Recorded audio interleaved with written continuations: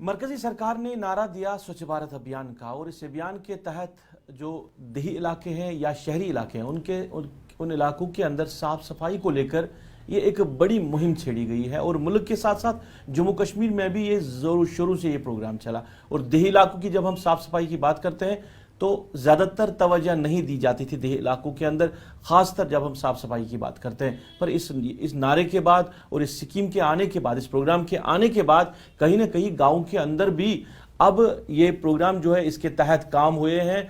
और ख़ासकर जब हम साफ़ सफाई की बात करते हैं, वो एक मिशन बनाया डायरेक्टर रूरल सैनिटेशन ने, यानी जो देही इलाके हैं उनके लिए जो महकमा कायम किया गया है, महकमा रूरल डेवलपमेंट है, पर अलग से एक डायरेक्टरेट कायम की गई है, डायरेक्टर रूरल सैनिटेशन। और उनको काम दिया गया है कि देही इलाकों के अंदर इस प्रोग्राम के जरिए जो लोगों को लाभ मिलना चाहिए वो लाभ उनको मिलेगा इस प्रोग्राम के जरिए, इस नए नारे के जरिए। और इसी पे काम किया है जम्मू कश्मीर के अंदर भी डायरेक्टरेट ऑफ रूरल सैनिटेशन ने।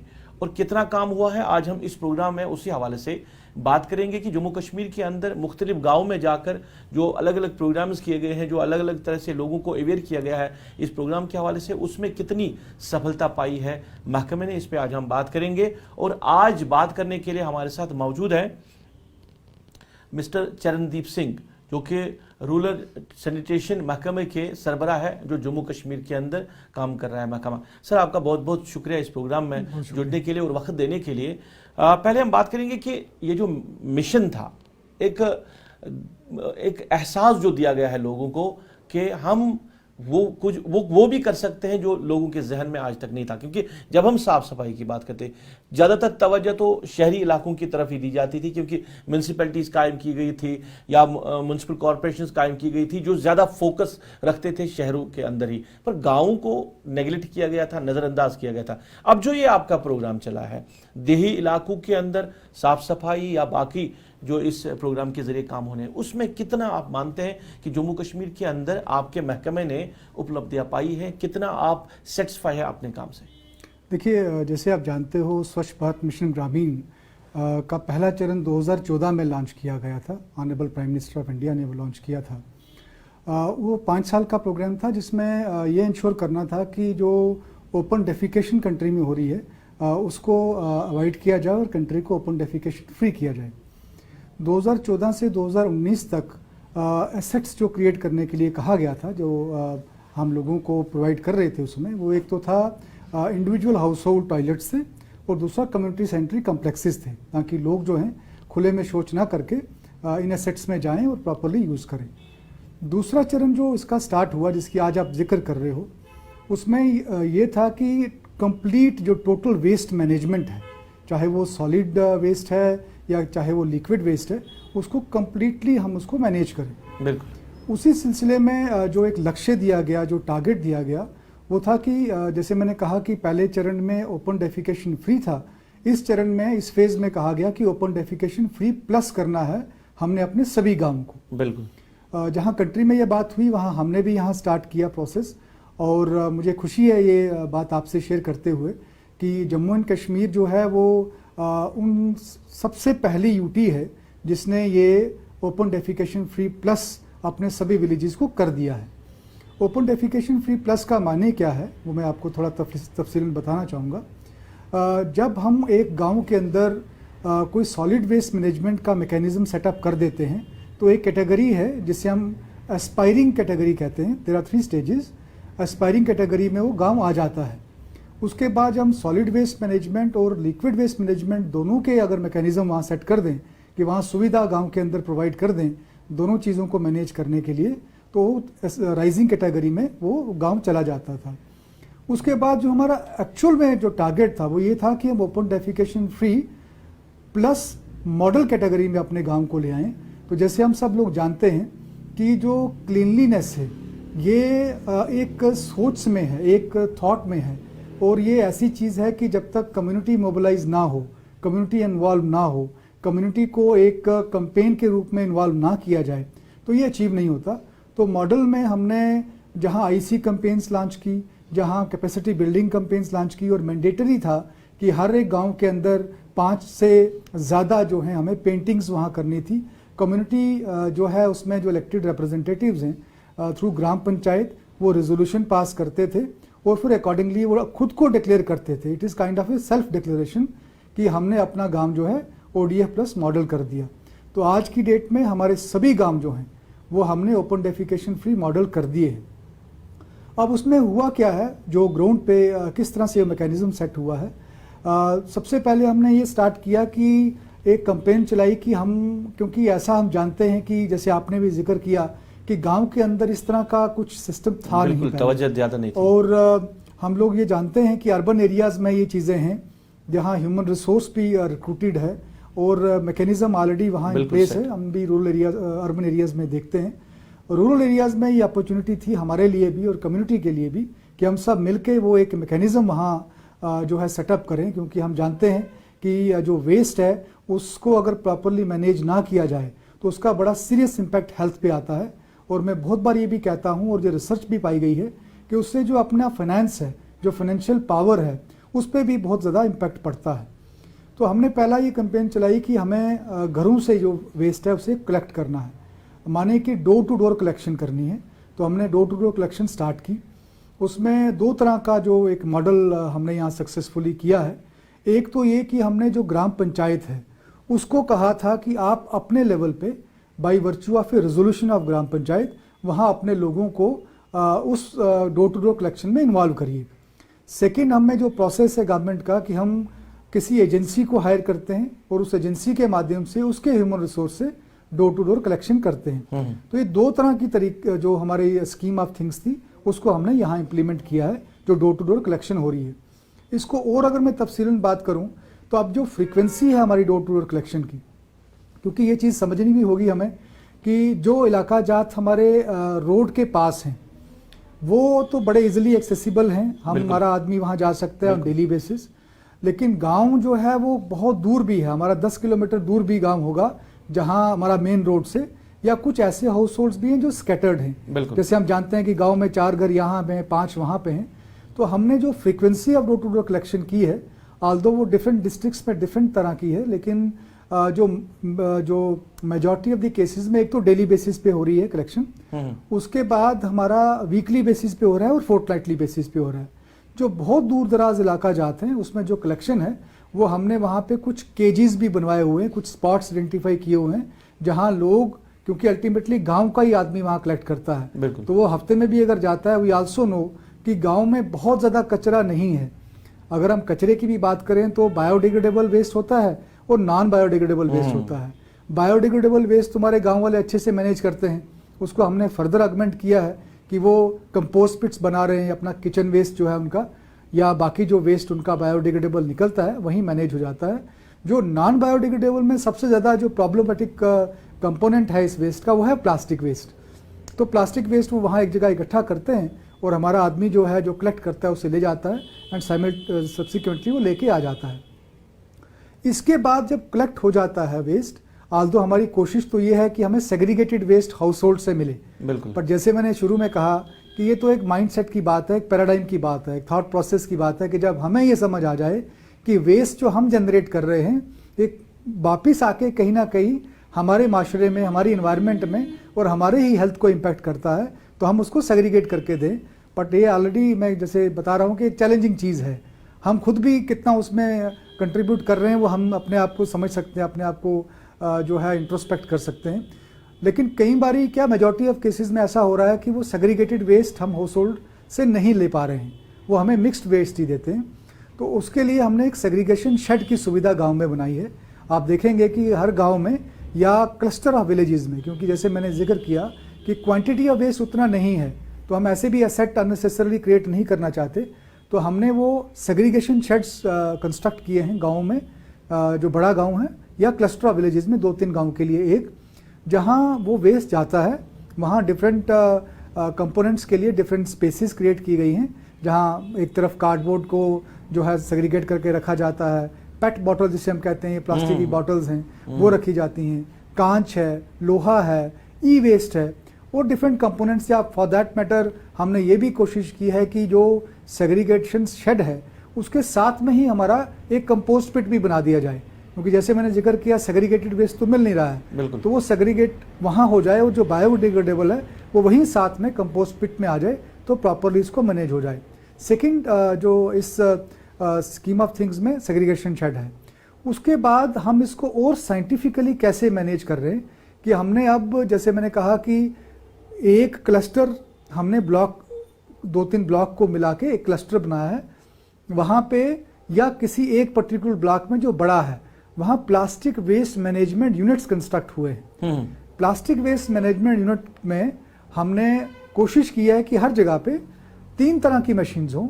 एक बेलिंग मशीन, जो जितना भी जैसे बहुत बड़ा वेस्ट हमारे पास वॉल्यूमिनस वेस्ट आता है तो उसको कंप्रेस करने की ये मशीन होती है, बेलिंग मशीन कहते हैं, और वो बेल्स बनाती है, डिफरेंट किलोग्राम्स का डिफरेंट क्वांटिटी का वो बेल बनाती है, ताकि बहुत सारा जैसे स्कैटर्ड वेस्ट हमें लगता है तो जब बेल एक 40-50 किलो का बन जाता है तो हमें लगता है कि ये इजिली मैनेजेबल है वहाँ रखने के लिए भी और सब्सिक्वेंटली इसको ट्रांसपोर्ट करने के लिए। सर इसमें एक सवाल मेरे जहन में है कि आप कह रहे हैं कि ये थॉट प्रोसेस है, जहन में भी है कि इंसान को ये चीज़ें तो हमें करनी है, पर एक मिशन के तहत आप काम कर रहे हैं, खासकर उन एरियाज में जहाँ पे मुश्किल है, क्योंकि मैन पावर भी कमी है। सारी चीज़ें जब देखी जाए ना तो ऐसा लग रहा है कि नामुमकिन सा था ये प्रोसेस जब स्टार्ट किया गया। तो आप कह रहे हैं कि ओपन डेफिकेसी की बात करें या सॉलिड वेस्ट मैनेजमेंट की बात करें तो कहीं ना कहीं कामयाबी जो कह रहे हैं कि आपको मिली है, जो आपका टारगेट था वो अचीव हो चुका है, और कहीं ना कहीं अब जम्मू कश्मीर के लोगों के अंदर भी अब लग रहा है कि कहीं काम हो रहा है। पर वो मैनेजमेंट जो होनी चाहिए थी, जिनके इन चीज़ों को फिर मॉनिटर करना होता है, वो उसमें कहीं कमी दिख रही है अभी। देखिए, इससे पहले मैं आपका स्टेट पे आंसर करूं, 2-3 चीज़ें मैं बताना चाहूँगा। जैसे आपने कहा कि एक नामुमकिन चीज़ नज़र आ रही थी, मैं यहाँ ज़रूर मेंशन करना चाहूँगा कि ये जो हम अचीव कर पाए अब तक, क्योंकि अल्टीमेटली जो वेस्ट जनरेशन है ये डेली बेसिस का है और वेस्ट मैनेजमेंट भी डेली बेसिस का है। तो आज हम ये कह दें कि हमने सब कुछ ठीक ठाक कर दिया है तो कल हम ये क्लेम नहीं कर सकते कि कल भी वैसा ही होगा, क्योंकि वेस्ट और ज़्यादा और डिफरेंट टाइप्स का वेस्ट जनरेट हो सकता है। और कम्युनिटी में हम ये कहें कि हर जगह पे हमने बंदा तैनात कर दिया हुआ है, ह्यूमन रिसोर्स वहाँ पे है, वैसा नहीं है, तो वो होता भी नहीं है, इट्स नॉट पॉसिबल कि उस तरह का मैनेजमेंट करें, ये प्रॉपरली होता है। तो इसमें ऑनरेबल एलजी साहब की बड़ी क्लियर कट डायरेक्शन थी कि हमने इसको जल्दी से जल्दी अचीव करना है, और चीफ सेक्रेटरी सर ने तो हमें टाइमलाइन दे दी थी कि जैसे ऑनरेबल एलजी साहब ने कहा हुआ है कि हमें 15 अगस्त से पहले ही अपने आप को open defecation free plus model करना है। बिल्कुल। तो हमने बहुत वार फुटिंग पे इस पे काम किया, और जो आपने जैसे जिक्र किया एक नामुमकिन उस समय चीज़ लगती थी, बड़ा चैलेंजिंग था। बहुत सारी मीटिंग्स में हमें ये कहा भी जाता है कि आपने इसको अचीव कर दिया, तो हमारा ये रिक्वेस्ट रहती है, सबमिशन रहती है कि ये ट्रिगर था जो हायर अथॉरिटीज़ की तरफ से रहा, वो आ गया। सेकंड है, आपने बताया कि मॉनिटरिंग का क्या इसमें प्रावधान है, वेरी इंपॉर्टेंट क्वेश्चन, क्योंकि आज हम जब कुछ कर रहे हैं या कर चुके हैं तो बहुत सारे सवालात भी आते हैं। बिल्कुल। पहले कुछ भी नहीं था तो लोगों को कुछ भी मालूम नहीं था, वो कहते ठीक है चल रहा है। अब now what is happening is कि लोग कह रहे हैं कि आपने वहां डस्टबिन दिया हुआ है, हमें भी डस्टबिन दो। बिल्कुल।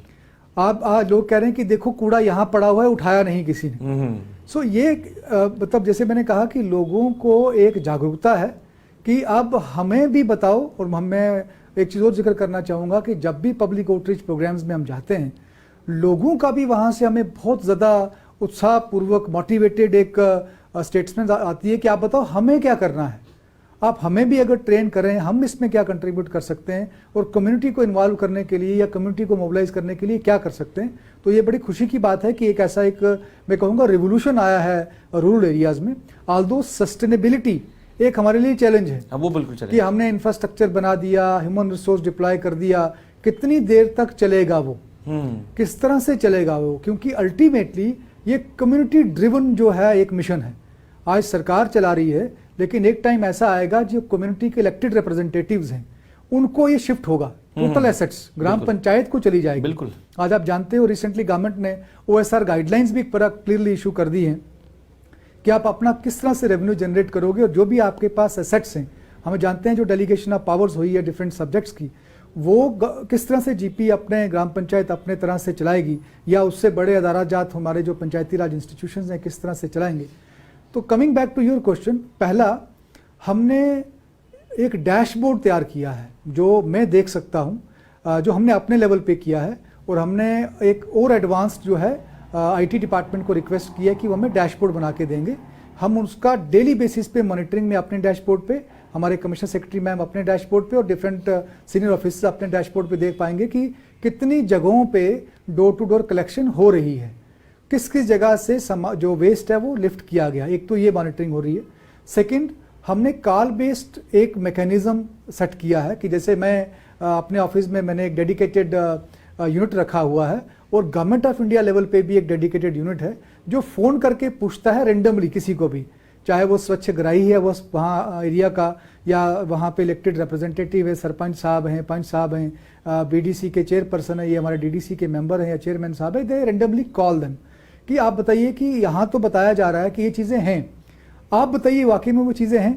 तो वो उस समय हमें वो फीडबैक गवर्नमेंट ऑफ इंडिया से भी आती है, वो फीडबैक हम भी ले रहे हैं कि कहीं अगर कोई त्रुटि है, कहीं अगर वो गैप है, उसको फिल कैसे किया जाए, उस पर एक प्रोसेस चल रहे हैं।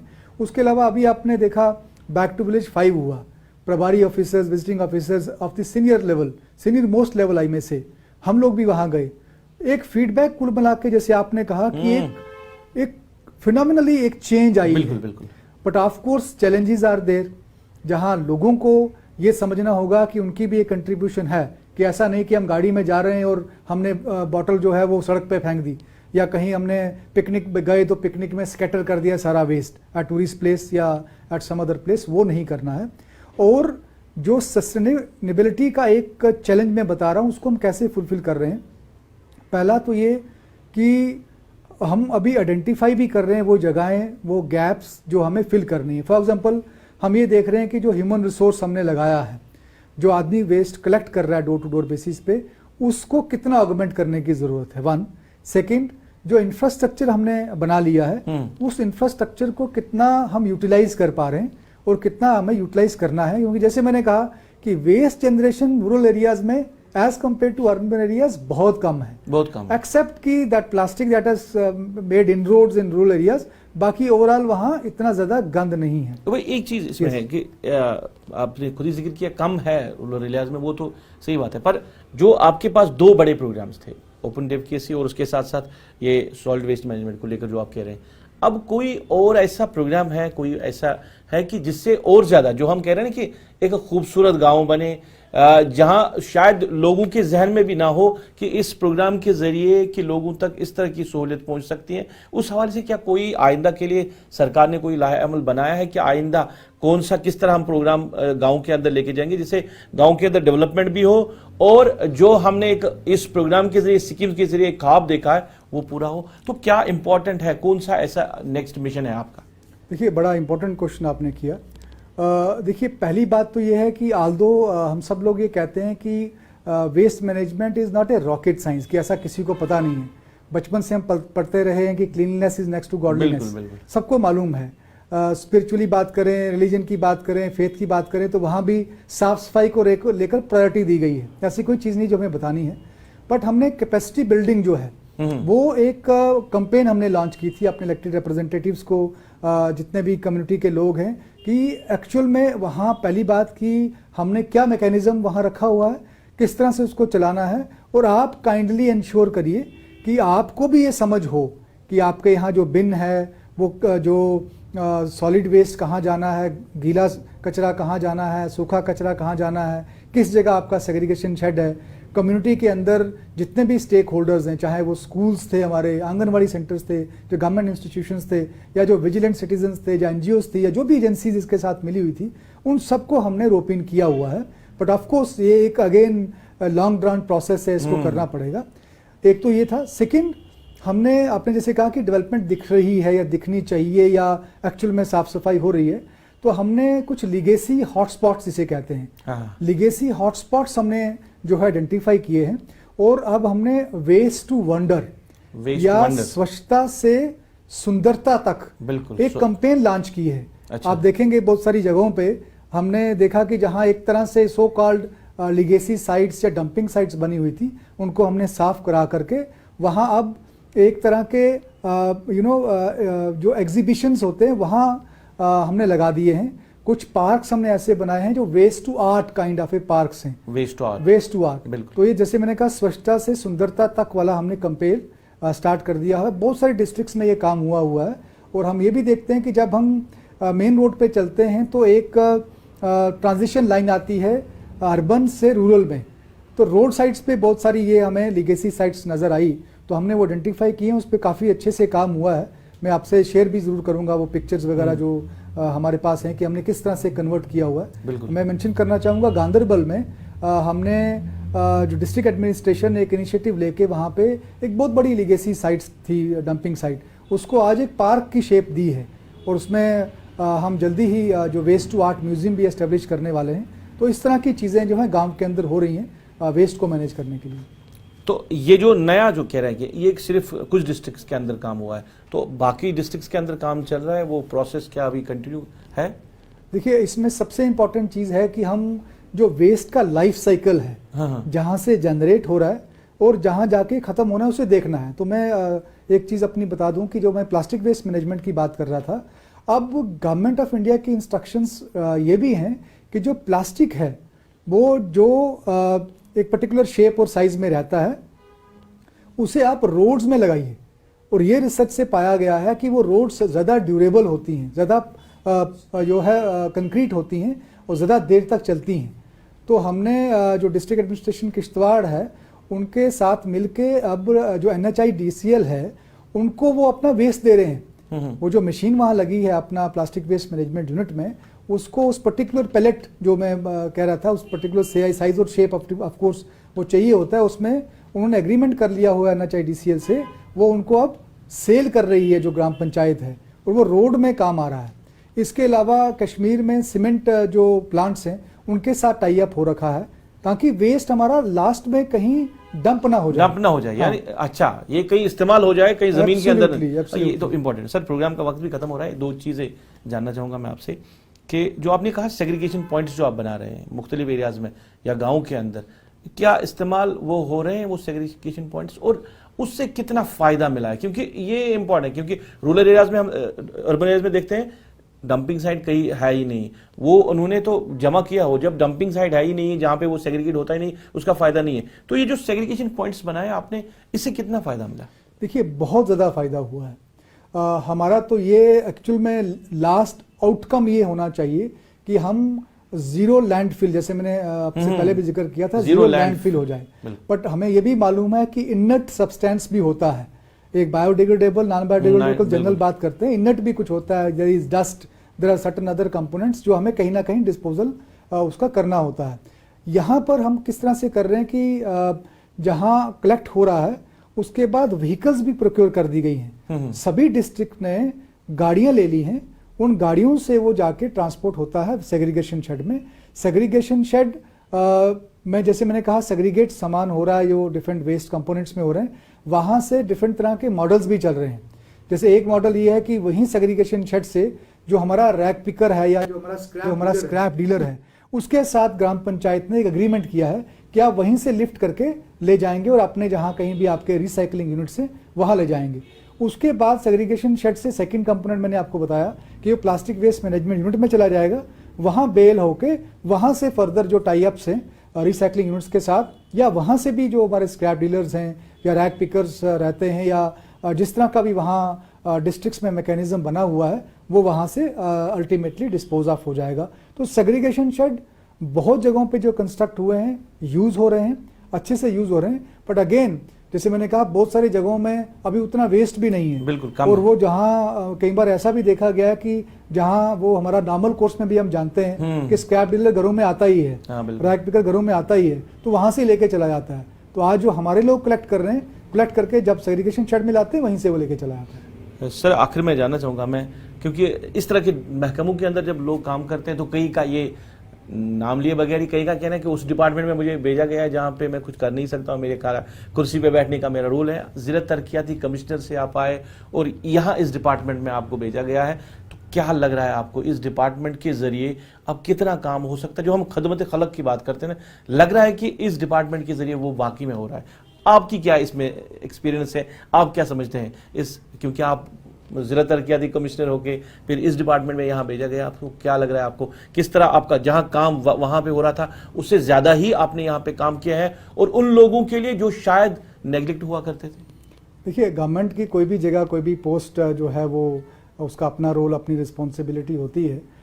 यहाँ पर हमें जो मैंडेट दिया गया था, जो जैसे मैंने स्वच्छ भारत मिशन ग्रामीण की बात की, गवर्नमेंट ऑफ इंडिया का एक फ्लैगशिप प्रोग्राम है, सेंट्रली स्पॉन्सर्ड स्कीम जिसे हम कहते हैं।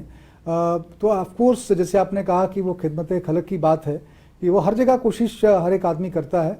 यहाँ जो रूरल एरिया में जो एक आदमी है, जो गांव का दूर दराज इलाके में एक आदमी है, जिसे हमने कोशिश की, एक जैसे मैंने जिक्र किया कि उसको इंडिविजुअल जो टॉयलेट चाहिए है वो हमने प्रोवाइड करने की कोशिश की है, ताकि वो ओपनली क्योंकि आज हम बात करते हैं जेंडर इक्वालिटी की, तो माताएं बहनें उस समय 2014 से पहले खुले में शौच जाना पड़ता था मजबूरन, तो एक डिग्निटी की बात भी थी। तो वो जो डिग्निटी वाली बात है, डिग्निफाइड वे से वो आज नेचर्स कॉल को अटेंड कर रहे हैं, या जिस तरह से हमने एसेट क्रिएट करने की बात की वो हो रही है। आज आप जानते हो कि इसको इज्जत घर का नाम भी दिया गया है, जिस टॉयलेट की मैं बात करता हूँ। तो इस तरह से वन कैन अंडरस्टैंड।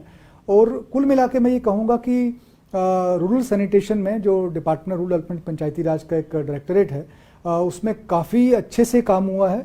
और ग्राउंड पे आप देखेंगे कि एक रेवोल्यूशन, मैं जहाँ जाता हूँ तो मुझे लगता है कि रेवोल्यूशन आया है। But again I will sum up कि चैलेंज अभी भी है, क्योंकि इट्स अ डेली अफेयर। और बहुत बारी ऐसा भी होता है कि अगर इसको प्रॉपर स्ट्रेंथन ना किया जाए, प्रॉपर मॉनिटर ना किया जाए, तो ये स्ट्रक्चर्स डिसमेंटल होते हैं। बिल्कुल। तो उसके लिए हम बिल्कुल तैयार हैं। और हमने, जैसे मैंने जिक्र किया कुछ चीज़ों के बारे में भी, कि हमने वो सुपरवाइजरी जो एक मैकेनिज्म है या मॉनिटरिंग मैकेनिज्म इन प्लेस कर दिया हुआ है। गवर्नमेंट ऑफ इंडिया से बहुत स्ट्रिक्ट इसका सुपरविजन रहता है। और गवर्नमेंट ऑफ यूटी एजेंट के, तो मैंने जैसे कहा कि जहाँ एक तरफ हमें ट्रिगर मिला, मोटिवेशन मिली कि हम इसको अचीव कर पाएँ ODF प्लस मॉडल कैटेगरी को, वहाँ अब सस्टेनेबल एफर्ट्स के ऊपर भी ध्यान दिया जा रहा है। और मुझे उम्मीद है कि आने वाले समय में हम कम्युनिटी में भी एक मैसेज लेके कंप्लीटली लेके चले जाएंगे, और कम्युनिटी भी हमारी अवेयर हो जाएगी कि अब सिर्फ सरकार की तरफ ही देखना नहीं है कि हमें वो डस्टबिन देंगे और फिर हम सेग्रीगेट लोगों करेंगे। में भी अब खुद ही हम उसमें बढ़ चढ़ के एक one of the important stakeholders in fact वो पार्टिसिपेट करेंगे, और हम अपने J&K को cleanest place on this country बनाएंगे। सर, प्रोग्राम का वक्त खत्म हुआ, पर आधे घंटे में इस पूरे इस मौजू पे बात करना मुश्किल ही है। हम दोबारा कोशिश करेंगे आपके साथ बात करने की, आपको फिर तकलीफ देंगे, क्योंकि अवेयरनेस बड़ा ज़रूरी है, और जो कुछ अचीव हुआ है आपके ज़रिए से वो लोगों तक पहुंच पाए, एक बड़ी बात है। तो दोबारा से हम तकलीफ देंगे आपको और इस प्रोग्राम के जरिए बात करेंगे। फिलहाल इस प्रोग्राम में जुड़ने के लिए बहुत बहुत शुक्रिया। नाज़रीन, बात हो रही थी देही इलाकों के अंदर जो डेवलपमेंट हो रही है, जो खासकर साफ सफाई का प्रोग्राम है, यानी ओपन डेफिकेसी की बात की जा रही है, सेग्रीगेशन की बात की जा रही है, सॉलिड वेस्ट मैनेजमेंट को लेकर जो सरकार ने, मरकजी सरकार ने इनिशिएटिव शुरू किया है, और जम्मू कश्मीर के अंदर महकमा जो रूरल सैनिटेशन है वो उसको अंजाम दे रहा है। एक रेवोल्यूशन सा काम हुआ है कई इलाकों के अंदर, हालांकि बेशतर इलाकों के अंदर, क्योंकि जहां लोगों को अवेयरनेस भी नहीं थी वहां पे अब अवेयरनेस भी इस प्रोग्राम के जरिए पहुंचाई गई है। और ये मिशन जारी रहेगा, और भी प्रोग्राम है इस मिशन के जरिए, और हर एक गांव के अंदर, शहर के अंदर बराबरी लोगों को मिले इस प्रोग्राम के जरिए, साफ सफाई को लेकर, बाकी चीजों को लेकर, ये इसका मिशन है। और ये मिशन मरकजी सरकार की तरफ से चल रहा है, जम्मू कश्मीर के अंदर भी इस पे काम चल रहा है। पर आने वाले दिनों में क्या और इसके जरिए लोगों को मिल पाएगा, ये एक बड़ा सवाल है। इस पे कहीं ना कहीं सरकार जो है वो काम कर रही है। फिलहाल आज के इस खुसूसी बातचीत में इतना ही। आप गुलिस्तान न्यूज के साथ जुड़े रहे। गुलिस्तान न्यूज पे खबरों का सिलसिला जारी रहेगा। अपने मेजबान को दीजिए।